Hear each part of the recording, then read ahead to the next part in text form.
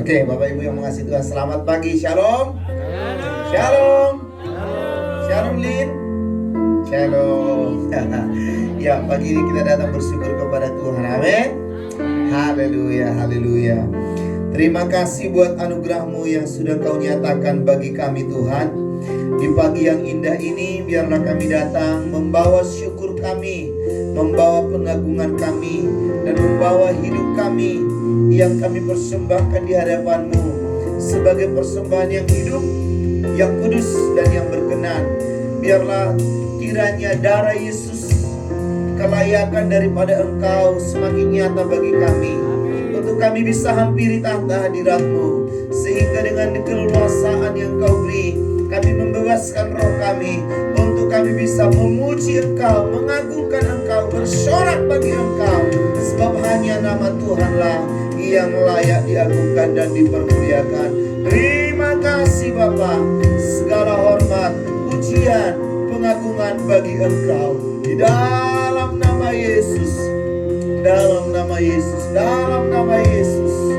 Haleluya. Segala perkara dapat kutanggung di dalam Dia yang memberi kekuatan. Tuhan Yesus penolong dan sahabat, tetap percaya Tuhan setia. Ada roh penolong di tempat ini, penolong yang setia, memenuhi keperluanku, yang pernah yang mengecewakan. Yesusku tak pernah gagal, penolong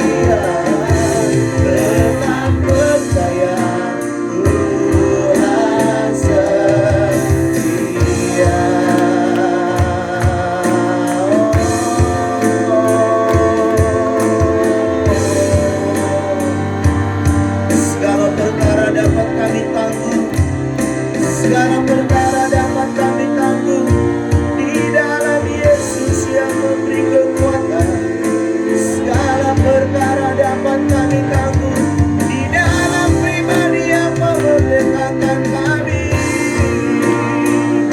Sebab itu kami bersyukur, sebab itu kami menyembah Bapa. Haleluya, haleluya.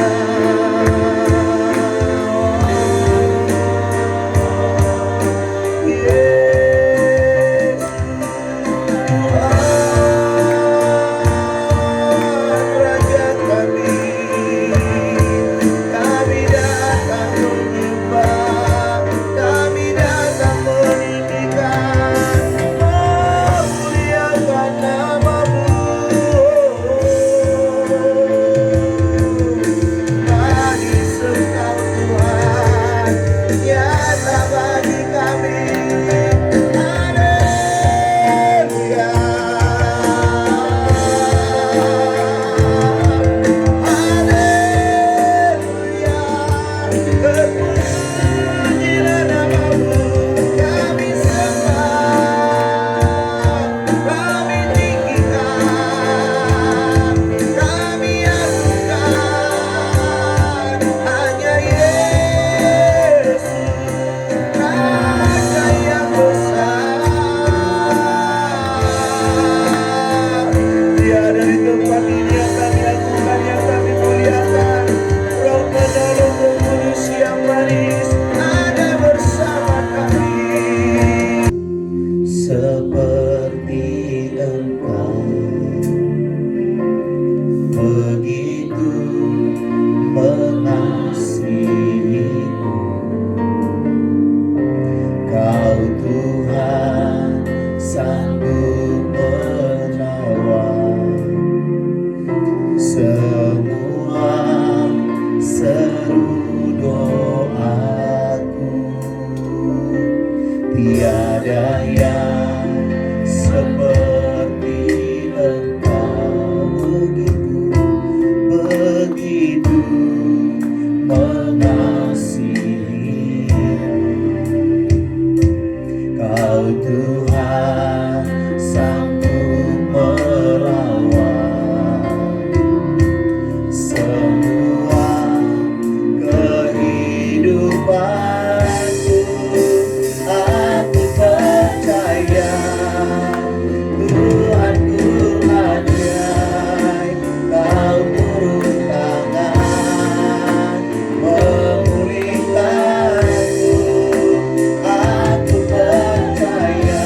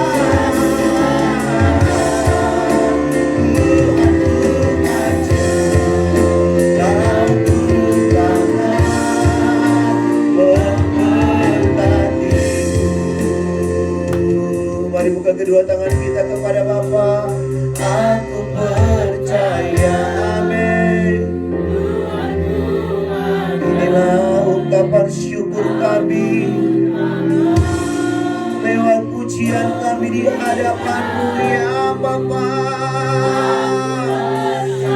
Ya dalam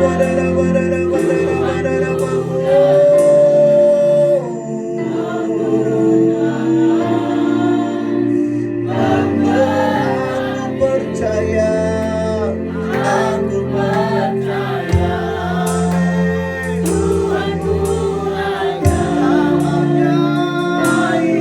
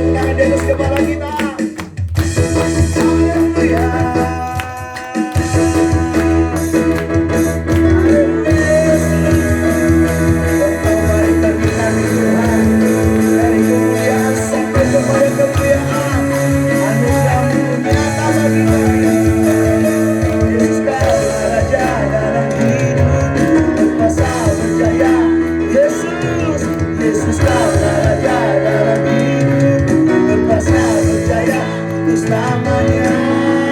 Hanya Kau Tuhan, sumber haleluya.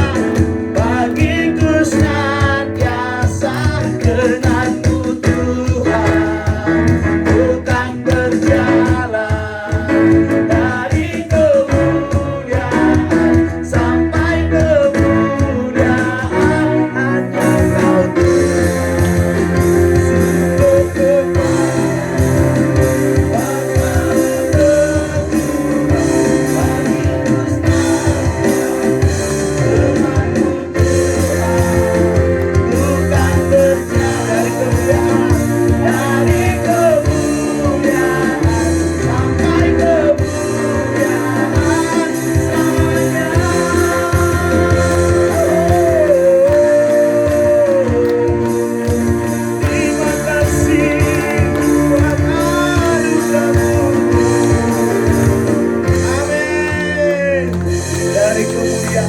sampai kepada kemuliaan kita berjalan bersama dengan Tuhan. Amin. Amin.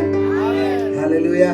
Katakan kiri kananmu, tos atau jempol, katakan Yesus dahsyat bagi kita hari ini. Haleluya.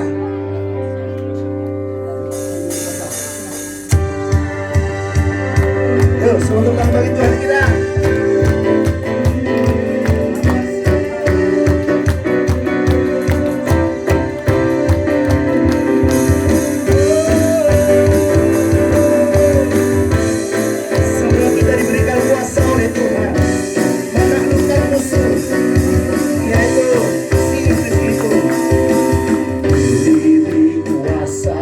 Dari Raja mulia, menaklukkan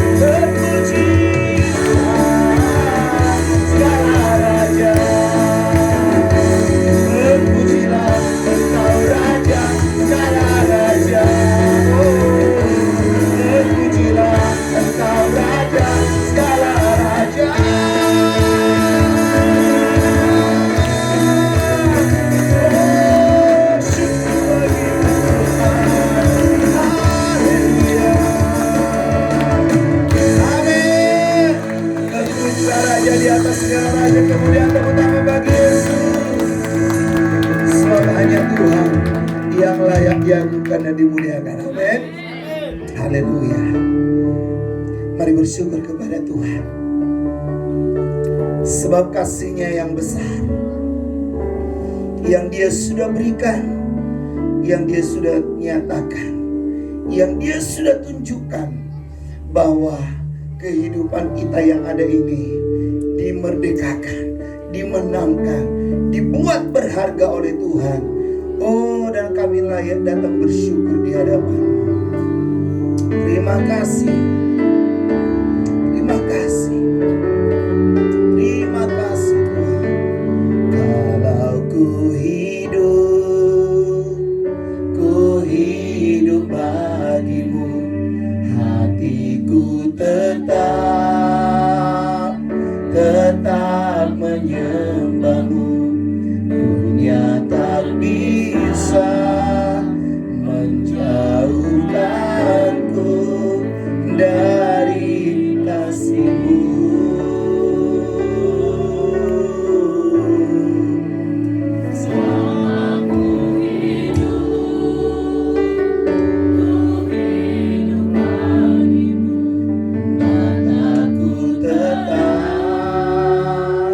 Tetap memandang-Mu. Dunia tak bisa menjauhkanku dari kasih-Mu. Yesus Engkau, Yesus Kau kebenaran yang menyelamatkanku. Kau memberikanku hidup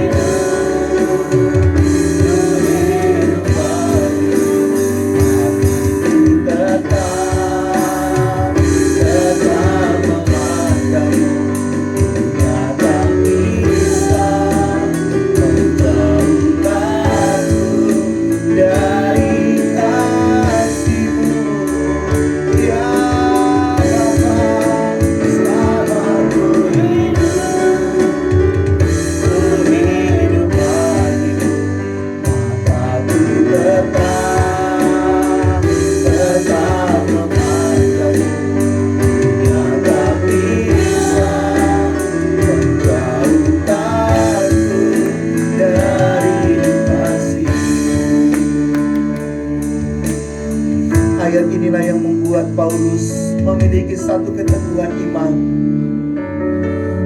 Paulus berkata, kalau aku hidup untuk Kristus. Kalau toh juga aku mati, matiku pun untuk Kristus. Jadi mana yang harus aku pilih? Aku tidak tahu, aku tidak berdaya. Biarlah kekuatan penyertaan tuntunan daripada Roh yang Tuhan nyata dalam hidup kami. Kalau Paulus saja bisa berkata hidup dan matinya di dalam tangan Tuhan, kita juga sebagai pengikutnya, anak kesayangan Bapa, biar kita memiliki keyakinan yang sama. Hidup dan mati kami hanya untuk Tuhan. Sebab dunia tidak dapat memisahkan kami daripada kasih Kristus. Sebab dunia tidak akan pernah mampu memisahkan kami daripada kasih Kristus, kecuali kami yang meninggalkan Tuhan. Tapi selama kami berpegang teguh kepada firman, selama kami hidup dalam kebenaran, selama Roh Kudus ada menyertai kami yakin tidak ada satupun yang dapat memisahkan kami dari kasih Kristus.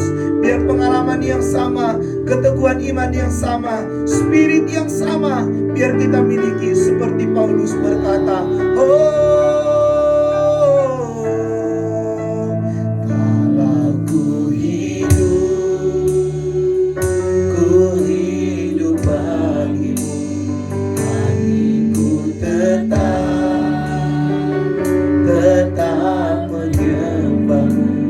Dunia tak bisa menjauhkanku dari kasih-Mu. Selama ku hidup bagimu, mataku tetap memandangmu. Dunia tak bisa menjauhkanku dari kasih. Mari lambaikan tangan kita, buka hati kita kepada Bapa. Kalau ku hidup bagimu,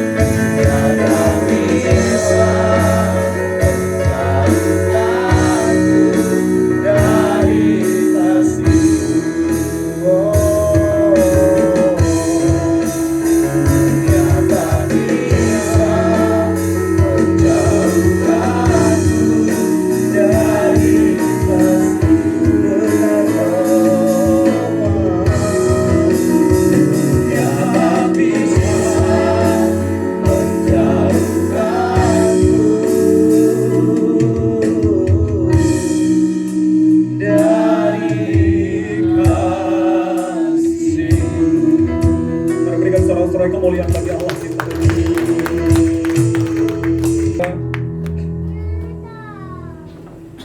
Puji Tuhan. Terima kasih, saya percaya hadirat Tuhan ada di tempat ini. Amin. Hadirat Tuhan itu memulihkan, ya. Hadirat Tuhan itu menjamah setiap hati kita. Ya, puji Tuhan.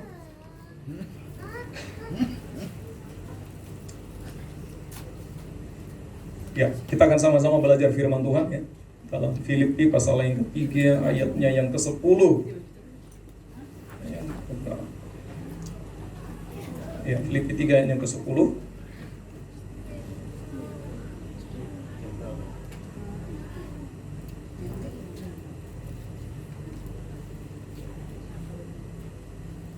Ya, itu ayatnya seperti ya, hapus tadi ya, 10-nya. Be like Jesus, menjadi seperti Kristus. Saya percaya bahwa kita ada, ya, kita diciptakan, tujuannya adalah untuk semakin hari semakin seperti Kristus. Amin. Amin. Menjadi seperti Kristus, ya. Bahkan di dalam pengajaran MSK yang terus, ya, udah lebih 1 tahun, itu menuntun kita, membawa kita untuk semakin hari semakin seperti Kristus. Ya, coba kita buka ayatnya. Dalam next aja, di situ ada slide berikutnya. Ya, Filipi 3 ayat yang 10. Sama-sama kita baca yuk. 2, 3. Yang ku kehendaki ialah mengenal Dia dan kuasa kebangkitannya dan persekutuan dalam penderitaannya, di mana aku menjadi serupa dengan dia dalam kematiannya. Ini pernyataan dari Rasul Paulus. Ya. Dia berkata, yang ku kehendaki, yang ku ingini, yang ku rindukan, yang ku mau adalah mengenal dia. Siapa dia di situ? Tuhan Yesus, ya. Seorang Rasul Paulus, rasul besar, kerinduan terutama dan terbesar dalam dirinya adalah dia berkata, yang ku ingin, yang ku kehendaki, yang ku mau adalah mengenal Yesus. Amen. Kata mengenal di sana bukan hanya cukup hanya sekedar tahu saja. Enggak. Kalau saya tanya gini, apakah saudara mengenal Yesus? Sejauh mana saudara mengenal Yesus? Ya kan? Makanya saya sangat meyakini begini saudara. Ya, ketika kita memiliki pengenalan yang benar tentang Kristus, saya percaya kita tidak akan takut terhadap apapun. Nggak takut terhadap apapun. Kalau kita memiliki pengenalan yang benar tentang Yesus, kita akan rela. Kenapa gini? Kenapa ke-12 rasul kecuali Yudas, mereka rela mati bagi Kristus? Dan matinya itu mati martir. Matinya bukan mati biasa. Ada yang dipenggal, ada yang digoreng, ada yang lah, ya, macam-macam lah hukuman di daerah mana mereka dihukum ya. Waktu itu ya ditangkap, dihukum mereka. Kenapa? Pertanyaannya adalah kenapa ke-12 rasul ini bukan cuma meninggalkan pekerjaan mereka, bukan cuma jadi pelayan Kristus, tetapi lebih daripada itu mereka rela mati bagi Kristus. Kenapa? Kan itu kan jadi sebuah pertanyaan besar ya. Kalau ditanya sekarang ini, seberapa banyak sih pengikut Kristus yang mau mati buat Kristus? Mikir kita, tuh mati bagi Kristus. Apa alasannya para rasul mereka mau mati bagi Kristus? Itu didasari dari pengenalan akan Kristus. Ya, makanya Paulus berkata, yang ku kehendaki adalah mengenal dia dan kuasa kebangkitannya dan persekutuan dalam penderitaannya, di mana aku menjadi serupa dengan dia dalam kematiannya. Dan nanti ayat 11, di mana juga dia akan sama dengan Yesus dalam kebangkitannya. Saya rindu saudara, bahwa keintiman dengan Kristus itu menjadi sesuatu yang sangat penting buat kita. Amen. Pengenalan itu muncul ketika ada hubungan. Yang setuju katakan amin. Amen. Tanpa hubungan tidak ada pengenalan. Ketika kita membangun hubungan dengan Kristus, berdoa, memuji, menyembah, bukan cuma di gereja, katakan bukan cuma di gereja. Kalau cuma di gereja, saudara mendengar tentang Yesus, saudara memuji, menyembah Tuhan, saudara hanya mengenal dia sekali seminggu. Nah, cukup hanya di gereja sekali seminggu. Saya rindu kita bisa mengalami revival, kebangunan roh setiap hari. Ada amin. Ada amin. Amen. Bukan cuma sekali seminggu, tapi tiap hari di kamar doa saudara, di rumah saudara, cari Tuhan. Tujuannya adalah supaya kita semakin mengenal dia. Karena ketika kita mengenal dia, cuma ngomong gini, kita akan rela menyerahkan apapun juga buat dia. Ada amin. Ya. Kita akan rela memberikan apapun juga buat dia. Kenapa? Ya, pengenalan akan Kristus. Dari mana kita bisa mengenal Kristus? Pertama adalah memiliki hubungan secara pribadi lewat doa-doa saudara. Kemudian lewat membaca firman Tuhan. Siapa sih Yesus ini? Ya, kalau orang lain pada umumnya berkata, siapa sih Yesus? Jawaban orang pada umumnya apa? Siapa Yesus? Kalau menurut orang luar, Yesus itu siapa sih? Ada yang menyebut nabi. Betul? Ada yang menyebut dia manusia biasa, dia bukan Tuhan. Makanya ketika Yesus berkata kepada orang-orang, menurut kamu siapa sih aku ini? Orang berkata, dia engkau adalah seorang nabi. Ada berkata, engkau adalah Elia yang akan datang itu. Kemudian dia berkata kepada Petrus, hai Petrus. Maaf, bukan Pak Petrus ya. Ini Pak Petrusnya agak lain, bukan Pak Petrus yang ini. Walaupun beliau murid Kristus juga, tapi Pak Petrusnya yang lain. Para rasul. Dia berkata, hai Petrus, menurut engkau siapakah aku ini? Menurut saudara jawaban Petrus siapa? Apa jawabnya? Engkau adalah Mesias. Apa itu Mesias? Siapa itu Mesias? yang diurapi Allah, yang dipilih Allah, yang ditentukan oleh Allah sendiri. Engkau adalah Mesias. Tuhan Yesus langsung ngomong kayak gini, bukan engkau yang berkata-kata, tapi Bapakku lah yang berkata-kata kepadamu, yang menyampaikan itu kepadamu. Saudara, saya rindu setiap hari kita bertambah hari bertambah mengenal Yesus. Siapa itu Yesus? Ada amin. Tambah dan dalamnya, tambah dan dalamnya, tambah dan dalam lagi. Ku jatuh cinta padanya, tambah dan dalamnya, tambah dan dalam lagi. Saya rindu saudara, karena tanpa ini kekristenan kita itu kosong.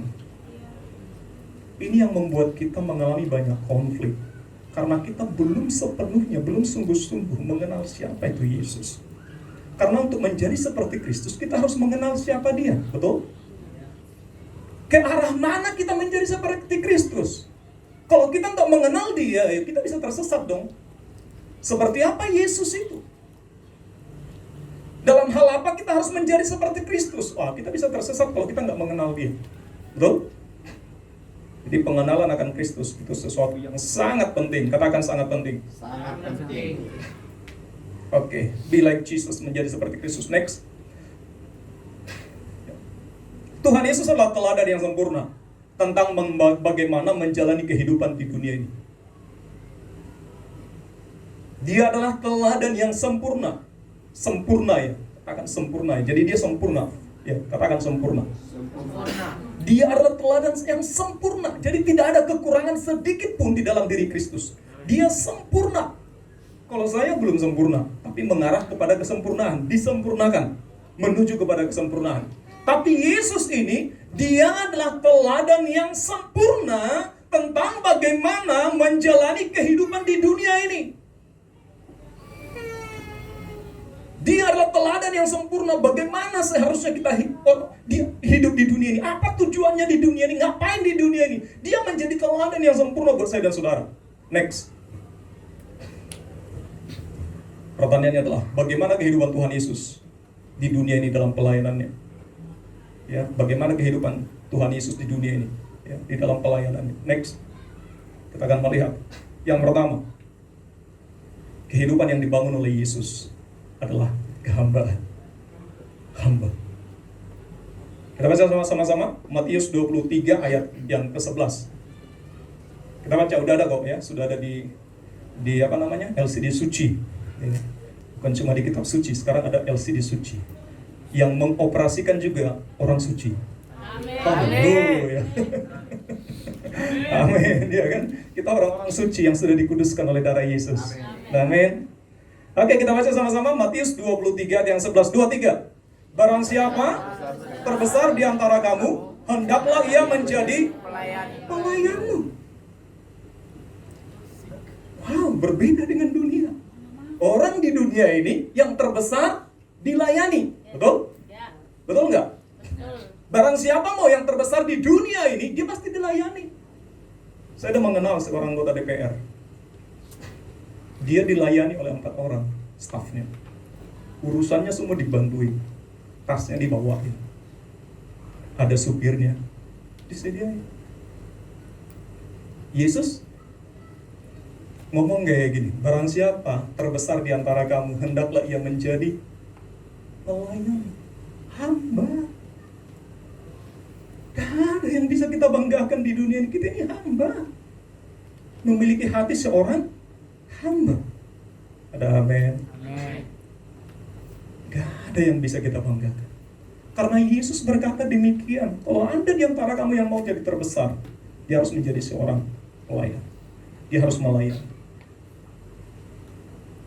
bukan dilayani. Makanya Yesus juga berkata, aku datang bukan untuk dilayani, melainkan untuk melayani. Bayangkan Yesus raja di atas segala raja, Tuhan di atas segala Tuhan. Dia ngomong kayak gini, aku datang ke dunia bukan untuk dilayani, melainkan untuk melayani. Memiliki hati seorang pelayan. Gak minta dihormati, gak minta diagungkan, enggak. Jadi hamba. Kehidupan Tuhan Yesus, teladan pertama yang diberikan oleh Yesus adalah dia memiliki hati seorang hamba. Next. Dan hal ini harus ada dalam diri saya dan saudara. Amin. Ada amin.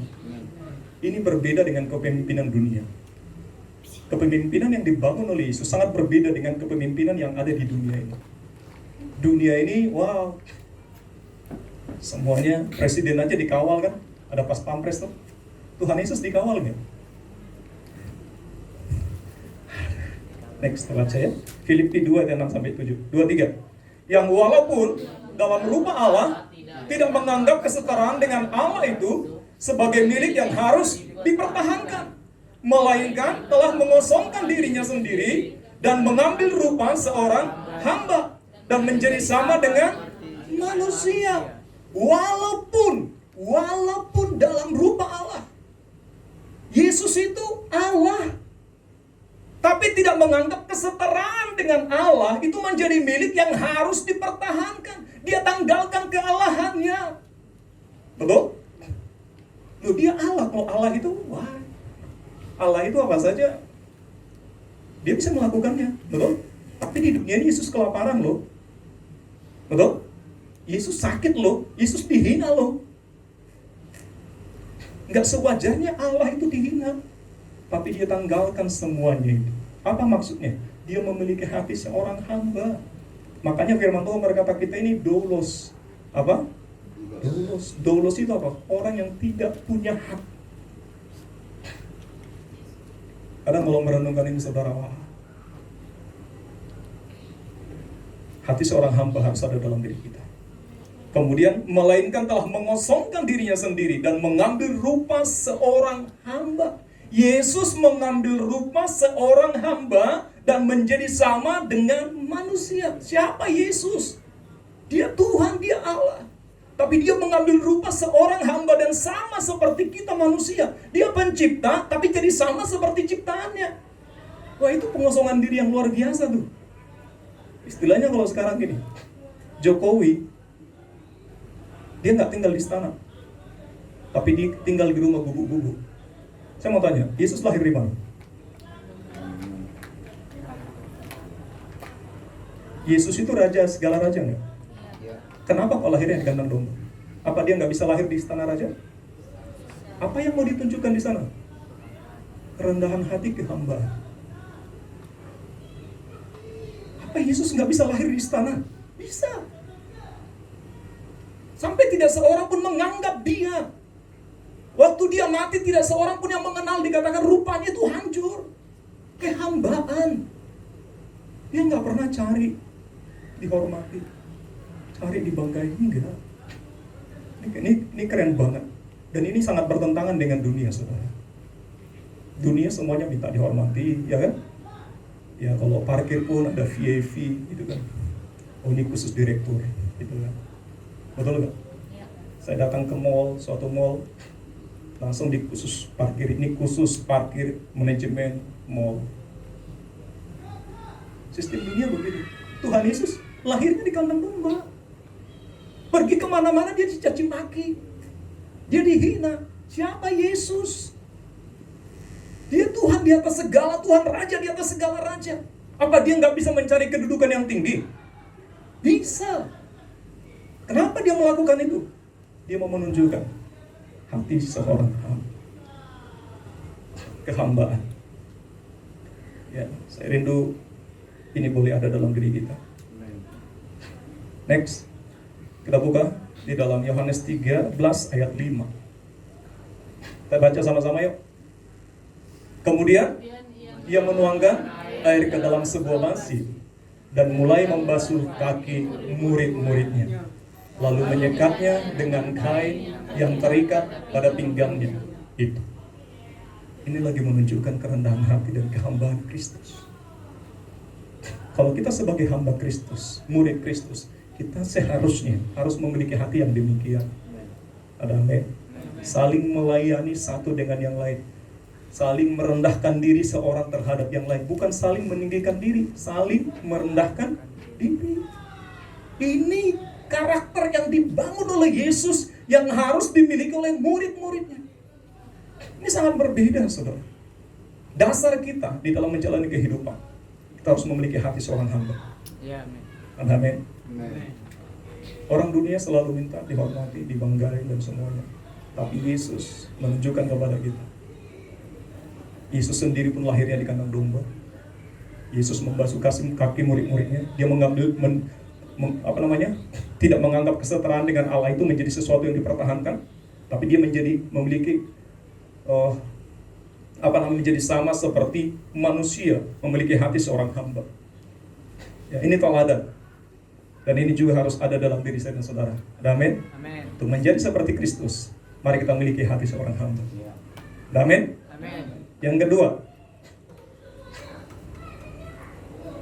bagaimana Yesus menjalani kehidupan di dunia ini, dalam pelayanannya, dalam kehidupannya sehari-hari. Yang kedua, Yesus memiliki yang namanya prioritas. Katakan prioritas. Kita baca Matius 6 ayat 33. Yang sering baca Alkitab pasti tahu. Tapi kalau yang sering baca koran, pasti beda isinya. Yang ditemukan bukan akan Matius 6 ayat 33. Tapi yang ditemukan adalah berita Teddy Minahasa.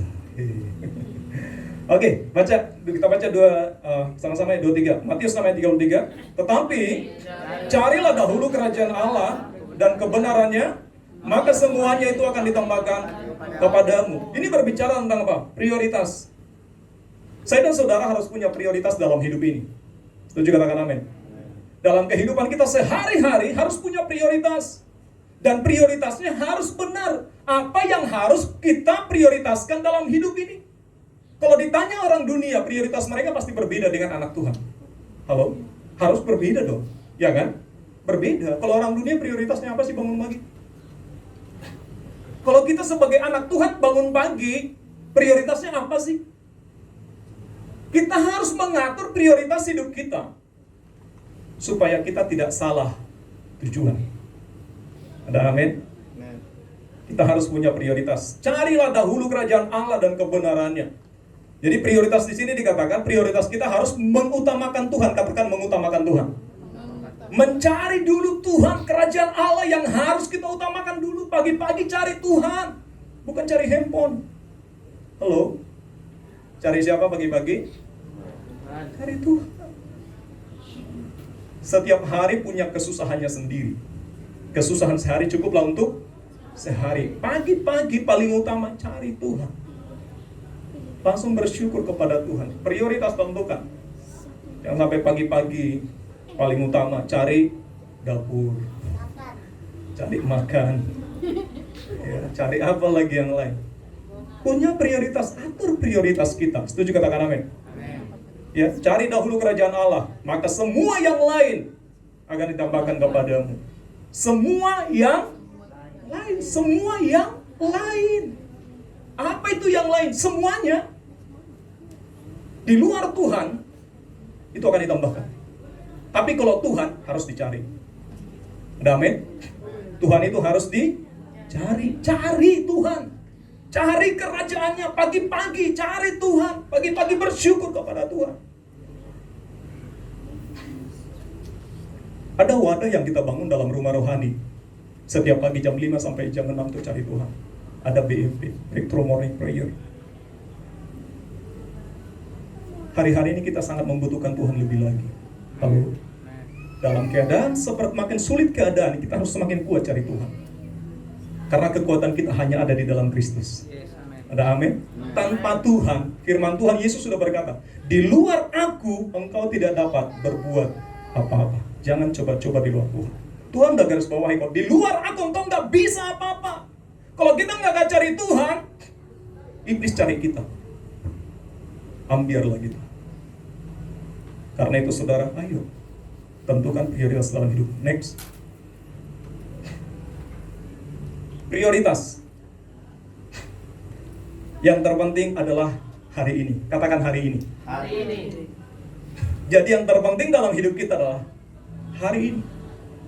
Bukan masa lalu, bukan masa depan, tapi hari ini. Ya, rahasia keberhasilan kita adalah ditentukan oleh agenda harian kita. Hari Minggu kita susun, kita ke gereja dengan firman Tuhan. Ada amin? Amin. Saudara dengar firman Tuhan? Dengar firman Tuhan. Oke, pertanyaannya, hari Senin saudara dengar apa? Dengar firman Tuhan? Mazmur. Hari Senin, Selasa saudara ngapain? Senin, Selasa, Rabu, Kamis, Jumat, Sabtu, Minggu itu nama-nama hari. Nama hari sih. Senin, Selasa, Rabu, Kamis, Jumat, Sabtu ngapain? Apakah masih tetap oke lah Minggu, karena ini hari Minggu, apalagi saya pelayanan. Ayo, saya harus cari Tuhan. Senin masih cari Tuhan nggak? Selasa masih cari Tuhan nggak? Makanya saudara, yang terpenting adalah setiap hari ini atur hidup kita baik-baik. Enggak ada amin. Amin. Ada amin? Atur hidup kita baik-baik.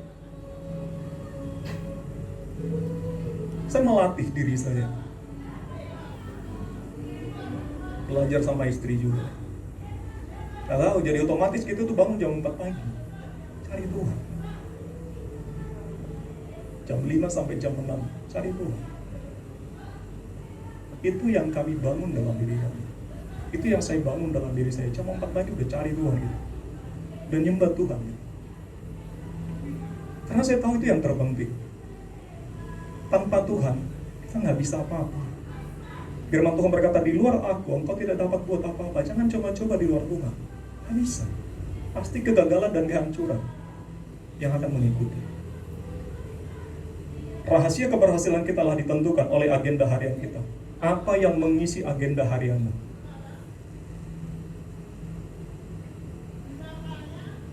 Apa isi agenda harian kita? Apakah kita punya agenda? Apa tujuan agenda? Supaya hidup kita punya tujuan. Tujuan kita kemana? Apa arahnya? Kemana arah hidup saya dan saudara? Tentukan. Punya kegiatan, ya, jadwal kita tiap-tiap hari akan membantu kita atau meruntuhkan kita. Apa yang kita isi di dalam jadwal harian kita, itu akan menentukan, membuat kita, membantu kita, atau malah meruntuhkan kita. Kalau isi agenda kita, shopping, jalan-jalan, santai-santai, makan-makan, hancurlah. Boleh saja masuk di dalam agenda, tapi bukan jadi itu prioritas utama. Hobi itu boleh saja. Jalan-jalan boleh nggak? Boleh. Tapi kita hidup bukan hanya untuk jalan-jalan, itu hanya bonus saja. Ada yang lebih penting. Tentukan prioritas kita buat agenda kita. Kapan kita harus baca firman Tuhan? Kapan kita harus berdoa? Kapan kita harus bersekutu dengan Tuhan? Kapan kita harus bekerja? Kapan kita harus makan? Bukan makan terus kan? Jadwal kita agendanya bukan makan terus kan? Ya. Agenda makan cuma 3 kali sehari. Jamnya tentu teratur. Saya mengatur pola makan saya. Pagi. Paling lama jam 7 atau jam 8 lah. Itu harus makan pagi. Paling lama sampai jam 1 saya udah harus makan siang. Saya atur hidup pola makan saya. Tujuannya buat apa? Ya supaya akurat sih, supaya nggak sakit sih.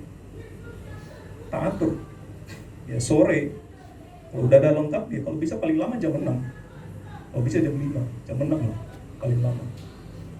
Yang harus mengatur. Jadwal kita akan membantu kita atau akan meruntuhkan kita. Kapan waktu saudara mencari Tuhan sungguh-sungguh? Apakah saudara punya jam doa? Punya waktu baca firman Tuhan? Atau jadwalnya cuma lihat handphone tiap hari? Cuma main game? Karena itu akan menentukan gini. Saudara, jadwal kita itu akan menentukan siapa kita ke depannya. Jadwal harian kita akan menentukan seperti apa kita ke depannya. Benar, saudara. Jadi bukan, nanti saya, bukan nanti nggak ada, saudara. Sebenarnya kita berkata, besok saya baru bertobat. Kalau nanti malam mati. Andir gitu. Kita berkata, dulu saya sungguh-sungguh dengan Tuhan. Bagaimana hari ini? Yang terpenting adalah hari ini. Ada amin? Besok belum tentu ada. Kemarin itu kenangan. Yang terpenting bagaimana kita hidup hari ini, saudara. Ada sukacita? Amen. Ketika saya merenung ini, bagaimana kita memanfaatkan hari-hari hidup kita? Tiap hari, hari ini kita ngapain? Kalau kita menyanyiakan hari ini akan menentukan bagaimana kehidupan kita besok. Jadi jadwal agenda kita sehari-hari itu akan menentukan hari besok, masa depan kita. Kalau kita biasa bermain-main hari ini, jangan berharap masa depan cerah. Yang ada adalah madisu, masa depan suram. Kalau kita hanya bermain-main hari ini, jauh dari Tuhan hari ini, jangan mimpi mengenal Tuhan. Bisa. Tapi kalau hari ini kau cari Tuhan sungguh-sungguh, hari ini kau sungguh-sungguh cari Tuhan, baca firman Tuhan, sungguh-sungguh mengatur hidupmu, engkau besar potensi untuk memiliki masa depan yang penuh pengharapan. Ada amin? Hari ini saudara, umur saya masih segini, saya masih kecil. Gak bisa. Siapa yang bisa menentukan masa umur hidup kita? Betul?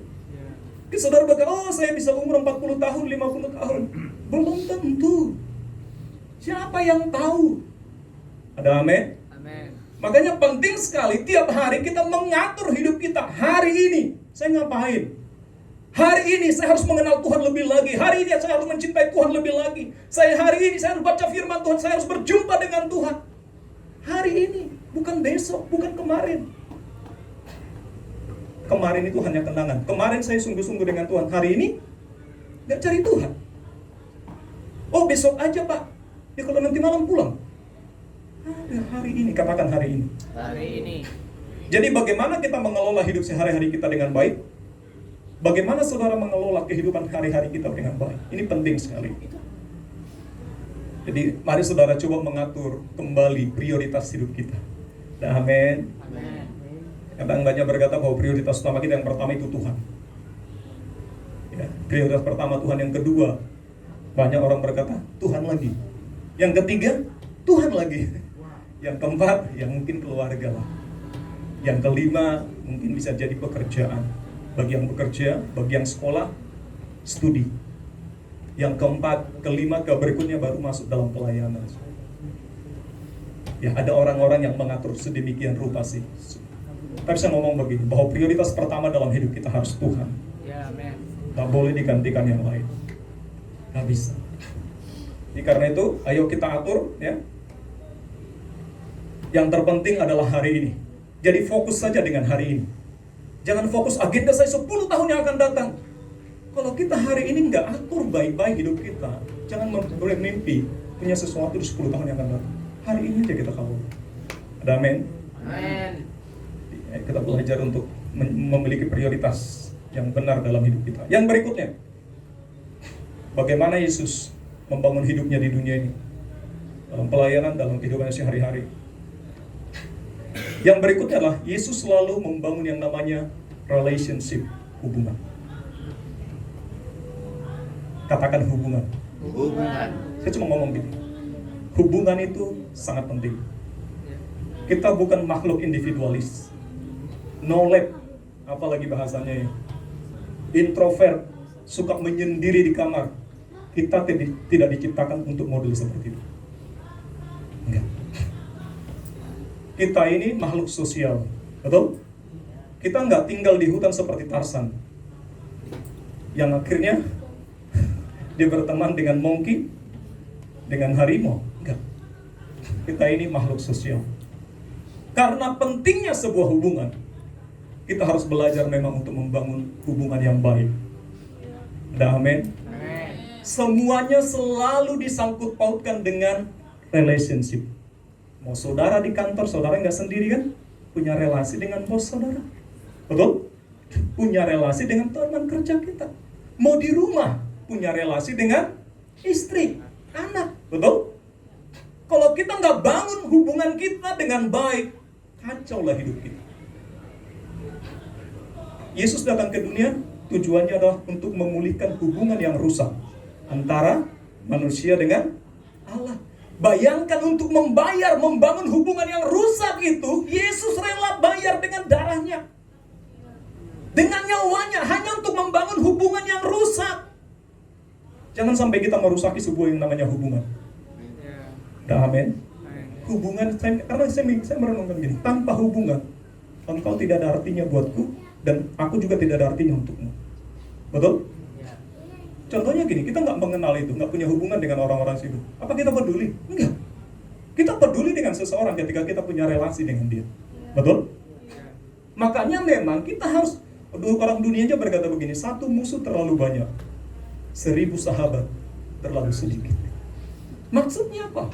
Bangun relasi yang baik dengan sebanyak mungkin orang. Saya merenungkan ini saudara, kita perlu sekali yang namanya belajar membangun hubungan. Ya, relationship.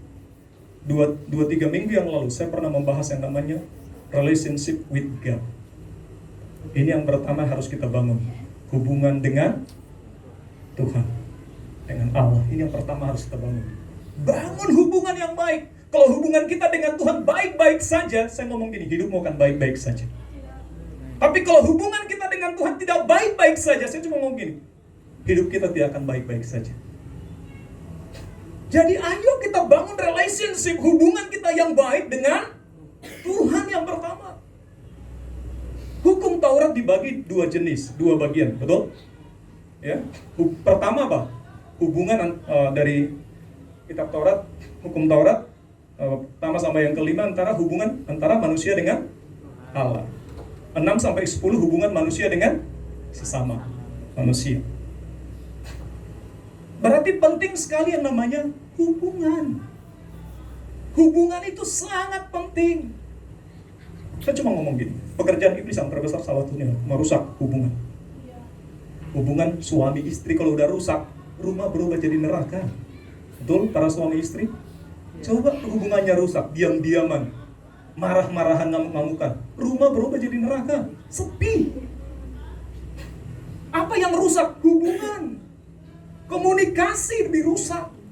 Coba kita dengan anak mangkal-mangkalan, marah-marahan. Apa yang enak, makan capcay? Enggak. Makan BPK apa enak kalau udah sakit hati? Enggak, enak juga. Pak Aro sih tetap enak nih. Pak Aro walaupun sakit hati tetap enak makan capcay. Kacau semuanya. Kalau hubungan sudah terganggu, rasa manis berubah jadi pahit. Iblis merusak yang namanya relationship. Dengan apa? Adam dan Hawa dirusak hubungan Adam dengan Tuhan, dengan dosa, dengan sakit hati, dengan kemarahan dan semuanya yang lain. Ya, saudara, Yesus membangun dan memulihkan namanya hubungan. Ya, relasi hubungannya dengan Bapa, hubungan manusia dengan Tuhan itu diperbaiki ya. Yesus menjadi rela mati untuk memulihkan hubungan itu. Jadi hubungan itu sangat penting. Next. Dasar membangun hubungan adalah apa? Kasih. Saya cuma ngomong gini, yang terbesar dalam hidup kita sebenarnya adalah kasih. Kasih menutupi banyak sekali dosa dan pelanggaran. Kasihlah yang menjadi pengikat. Kalau ada kasih, pengampunan, dosa dan semua yang lain sepertinya tidak berarti. Benar. Jadi yang terbesar harus kita bangun dalam diri kita itu adalah kasih. Kalau nggak ada kasih, masalah kecil bisa jadi besar. Tapi kalau ada kasih, Yesus rela mati karena apa? Kasih. Mengampuni semua dosa manusia karena apa? Kasih.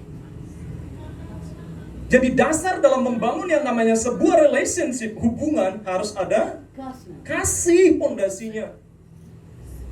Kasih itu sebagai pengikat. Kita nggak boleh kehilangan kasih. Karena yang terbesar dalam hidup di dunia adalah kasih. Allah adalah kasih.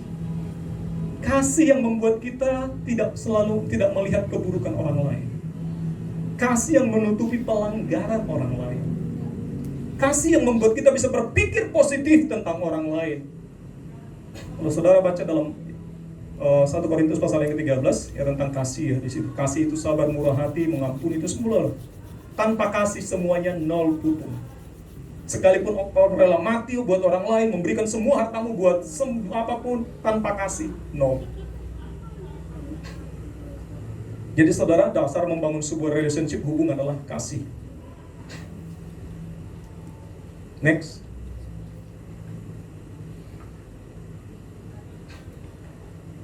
Khotbah di bukit berbicara tentang membangun hubungan dengan baik.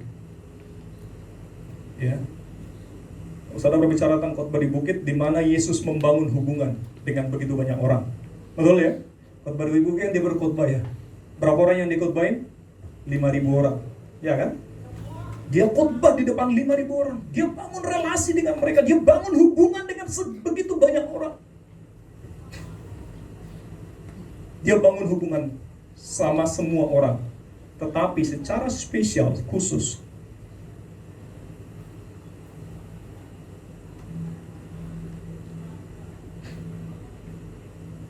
Waktunya paling banyak. Bukan kepada semua orang.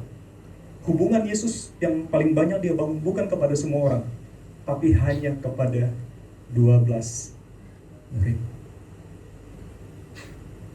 Dia fokus hanya kepada 12 murid, betul ya? Ketika dia khotbah di bukit, selesai nggak dia ngapain? Dia mundur menarik diri. Apakah dia bersama-sama dengan yang 5.000 orang? Enggak, dia bersama-sama dengan siapa? 12 rasul murid. Dia selalu bersama-sama dengan 12 murid. Dia menghabiskan waktunya bersama dengan 12 murid. Dia membangun hubungannya yang istimewa dengan hanya 3 orang. Bukan dengan 12 murid. Dia turunin lagi. Dengan siapa? Yohanes, Yakobus, dan Petrus. Bahkan di antara 3 ini ada 1 orang lagi yang istimewa. Siapa? Yohanes. Dia bangun, dia bisa memilah ya, relationship-nya yang terdalam hubungan Yesus itu dengan Yohanes. Ring keduanya adalah Yakobus dan Petrus. Ring ketiganya 12 rasul. Berikutnya semua orang. Tapi intinya bahwa Yesus itu selalu membangun yang namanya hubungan. Amin. Dia membangun relasi dengan baik. Dia berusaha menjaga relasi dengan baik. Next.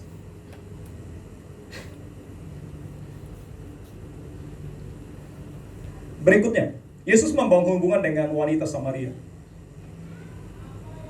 Kok bisa? Siapa itu wanita Samaria? Kenapa Yesus membangun hubungan dengan wanita Samaria? Siapa itu? Seorang pelacur. Betul? Suaminya berapa? 5. Dia seorang pelacur. Kalau saudara disuruh membangun hubungan dengan orang model kayak gitu,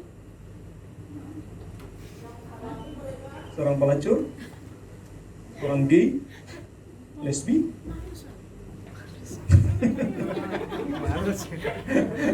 Oke, this okay. Fine. Sabar. Santai, ya. Ini kalian ini ngumpul jadi ngerumpi. Enggak. Santai. Oke. Sama Josie dengernya mau. Oh iya. Bilang males. Males. Males. Nah, begini. Kenapa Yesus mau membangun hubungan dengan wanita Samaria? Saya tadi pagi sempat tanya istri saya, ya menurutmu bagaimana sih membangun hubungan yang baik? Kalau menurut saya bagaimana caranya membangun hubungan yang baik? Ini penting sekali. Karena kalau enggak, kita nggak bisa bergaul dengan semua orang. Loh, kita harus bisa bergaul dengan semua orang, tapi yang menjadi sahabat kita bukan semua orang, betul? Betul. Kita harus bisa berteman dengan semua orang, tapi yang menjadi sahabat bukan semua orang. Tapi tetap hubungan itu sangat penting. Bahkan firman Tuhan berkata, hendaklah engkau saling mendahului dalam memberi hormat. Berjumpa dengan orang, ngobrol di sana. Saya latih diri saya. Saya ini dulu orangnya sangat pendiam, saudara. Saya orang pendiam. Saya paling susah bergaul dengan orang lain. Tapi karena firman Tuhan berkata, saya melatih diri saya. Kayak kemarin ya, Cika Selin mau retreat ke mana itu? Taman Safari. Taman Safari Indonesia. Ye. Asik banget mereka gitu kan. Sampai pulang jam 8 malam. Nah di sana saudara, ketika nunggu seperti itu, saya coba masuk ke busnya, lihat. Saya turun dari busnya, saya ngapain? Saya ajak ngobrol supirnya sama kernetnya. Bro, saya Karena kalau mungkin suatu ketika ketemu kan, oh iya Pak, halo, tinggal gitu kan, udah pernah ketemu kan. Saya ngobrol dengan kernetnya, supirnya, saya tanyain, di mana Pak kantornya, bagaimana? Ngapain? Bangun hubungan. Saya nggak tanya sih agamanya apa, Bapak mau dibaptis nggak? Belum yang di sana. Nggak, belum. Saya masih bangun relasi, bangun hubungan. Saya tanya berapa Pak busnya per hari? Katanya 3.250.000 kalau area sejauh Batu ke sini. Nanti suatu ketika kita pakai kan? Iya kan, udah tahu harganya kan? 3.225.000 satu hari. Bus apa itu namanya? Kalisari. Ya, bagus sih, saya lihat lumayan lah, bagus. Wah, saya lihat keren ya, bagus. Saya lihat ke dalam. Bangun relasi, bangun hubungan. Saya ngobrol dengan mereka sampai akhirnya ya kira kita, karena Josie waktu itu ikut karena pagi-pagi sekali 5:30 jam 6 sudah harus ini, kira mau ngantar Josie lagi, baru saya tinggalin. Tapi paling tidak dengan membangun relasi seperti itu aja pun, paling tidak kan udah kenal, maksudnya udah tahu sedikit lah. Terus suatu ketika saya pergi ke kantornya, oh halo Pak, kita kemarin ketemu di sana ya, kan udah enak toh. Itu dong, itu satu keuntungan buat kita. Jadi membangun hubungan. Jadi dasar apa? Bagaimana cara membangun hubungan yang baik? Filipi 4:8, berpikir positif, pikirkan yang baik, yang benar. Cenderungan kita ini bertemu dengan orang, langsung pikirannya gimana? Apalagi kita sudah mendengar tentang sesuatu yang baik, belum ketemu langsung image-nya, orang ini kacau. Yesus enggak loh. Pertanyaannya, apakah Yesus enggak tahu bahwa dia wanita pelacur? Wanita Samaria tahu. Tapi dia enggak langsung menjudge dia begitu. Dia bangun hubungan dengan dia. Dengan adanya relasi antara Yesus dengan wanita Samaria, dia menjadi penginjil pertama yang memenangkan satu kota bagi Kristus. Dengan relasi, dengan hubungan yang terbangun, nggak tahu berapa lama, nggak catat ya. Apakah 1 jam Yesus ngobrol-ngobrol sama dia? Tapi lewat hubungan itu, dia menjadi penginjil. Dia pulang ke kotanya, dia ngomong, aku bertemu dengan Mesias. Satu kota Samaria bingung. Hah, Mesias? Di mana? Di sumur. Kami mau melihat dia juga, kata orang-orang Samaria yang ada di kota. Mereka datang ke sumur dan Yesus masih ada di situ. Ngobrol. Satu kota bertobat. Lewat apa? Hubungan. Saya berulang kali begini, pemuritan yang kita bangun dalam rumah rohani adalah pemuritan yang relasional. Pemuritan yang terbangun dengan lewat hubungan. Sangat enak ngobrol ketika kita sudah saling mengenal, betul? Cobalah, kita belum mengenal dia. Gimana caranya kita beritakan Injil sama dia? Dikaplok iya. Tapi coba seseorang yang sudah dekat dengan kita, walaupun mungkin belum satu kepercayaan, tapi bangun hubungan yang baik. Suatu ketika, yuk ngobrol tentang ini yuk. Mau nggak saya bercerita tentang pengalaman hidup saya? Mudah, ngomong apa saja bisa. Betul? Dengan hubungan yang baik dengan orang lain, kita akan punya privilege, punya keistimewaan, punya kesempatan yang besar untuk menjadi saksi buat dia. Lewat relasi yang baik.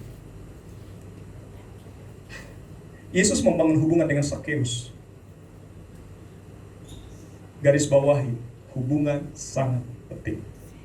Amin. Hubungan orang tua dengan anak untuk baik-baik saja sangat penting. Hubungan suami istri untuk tetap dalam keadaan baik-baik saja sangat penting. Hubungan kita satu dengan yang lain dalam rumah rohani baik-baik saja sangat penting. Karena saya ngomong gini, iblis berusaha untuk merusak yang namanya hubungan. Kalau hubungan sudah rusak, ambiar. Betul? Rusak semua. Santai aja, maksudnya gampang aja lah. Apalagi dalam hubungan rumah tangga kan, kalau udah terganggu hubungan suami istri, aduh, dunia jadi sepi. Apalagi contohnya istri diam-diaman sama suaminya, waduh, tidur belakang-belakangan gitu. Aduh, ya amat dah. Hubungan sangat penting. Cara membangun hubungan yang baik adalah berpikir positif kepada orang lain. Ya, berpikir positif akan menolong kita untuk bisa membangun hubungan dengan orang lain. Jangan berpikir negatif tentang orang lain. Berpikir positif. Pikirkan kebaikan orang lain, bukan keburukan orang lain. Ketika kita berpikir tentang keburukan orang lain, ini akan merusak hubungan. Tapi ketika seseorang berpikir tentang kebaikan orang lain, ini akan memudahkan yang namanya sebuah hubungan. Coba ketemu dengan orang, langsung pikirkan keburukan orang lain. Ketemu mukanya aja kita nggak mau. Betul? Menghindar kita.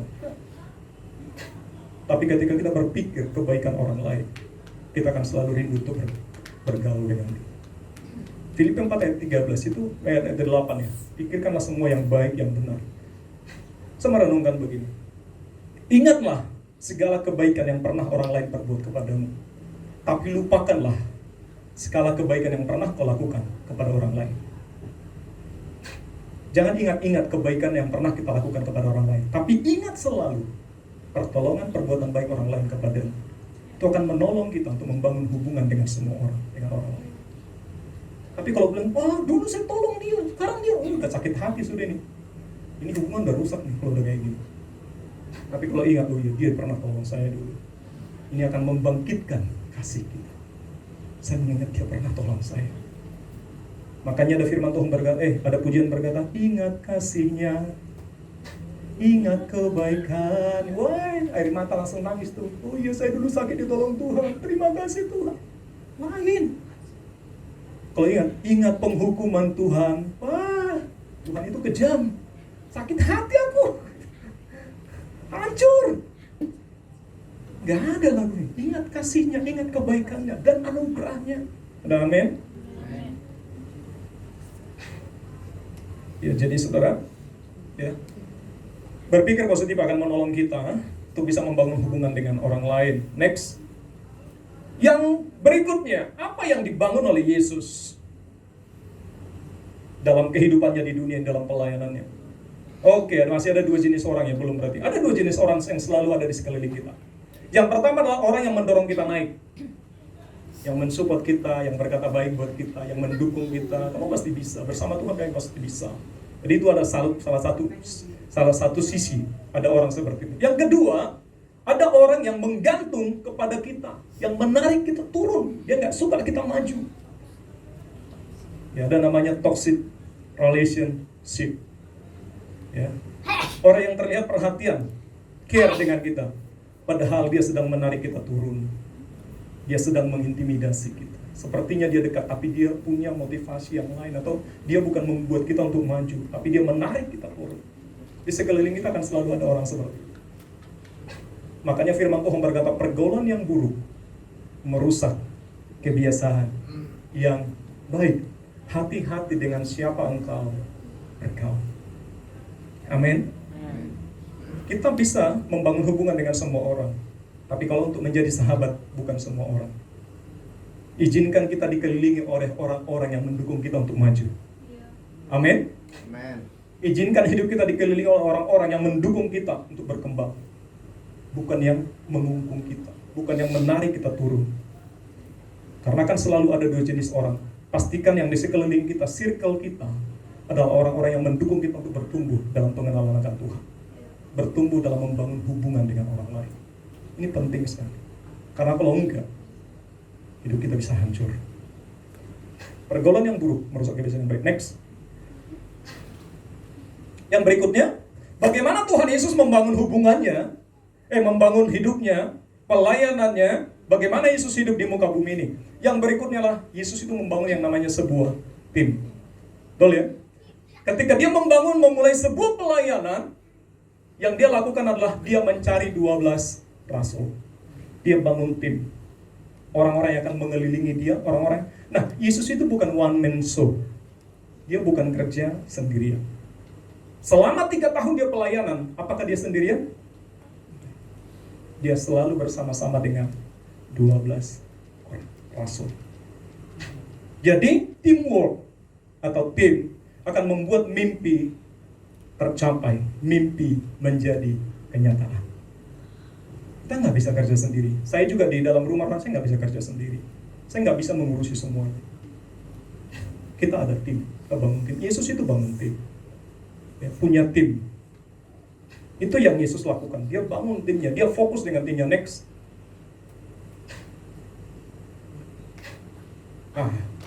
Ketika Yesus membangun tim, dia kumpulin murid-muridnya.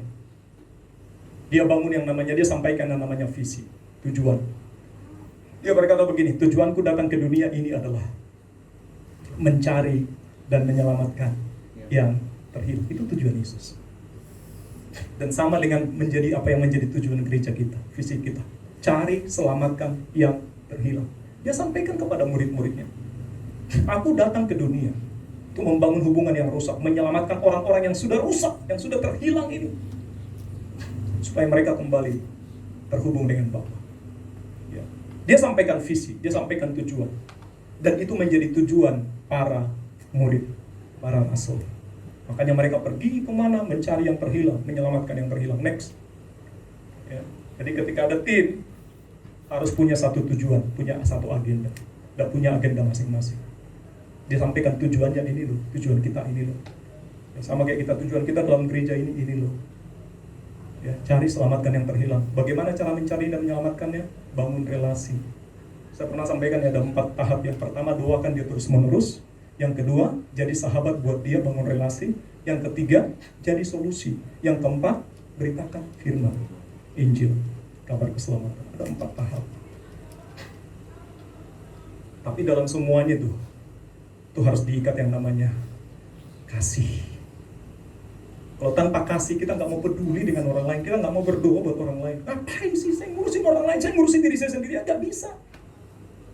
Tapi kasih kan membuat kita rela berkorban. Jadi, ya hal pertama tadi yang Yesus lakukan adalah dia membangun tim, ya 12 rasul. Dan ketika dia membangun tim, Yesus meluangkan waktunya banyak bersama dengan murid-muridnya. Bukan kepada semua orang dia memberikan banyak waktu, tapi dia memberikan banyak waktu hanya kepada orang tertentu. Betul? Yaitu para rasul. Nggak kepada semua orang. Yesus nggak menghabiskan waktunya dengan 5.000 orang, enggak. Dia menghabiskan waktunya hanya dengan timnya. Makanya memang kenapa kadang kita selalu bersama-sama, ingin bersama-sama. Memang Yesus membangun pola yang demikian. Dia bangun tim model kayak gitu. Murid-muridnya selalu melihat apa yang Yesus lakukan. Murid-muridnya tahu karakter Yesus seperti apa. Murid-muridnya tahu bagaimana Yesus melakukan mujizat. Semua mereka lihat. Murid-murid mengenali Yesus sangat dalam. Ada keintiman di antara mereka. Dan Yesus juga sangat mengenal murid-muridnya.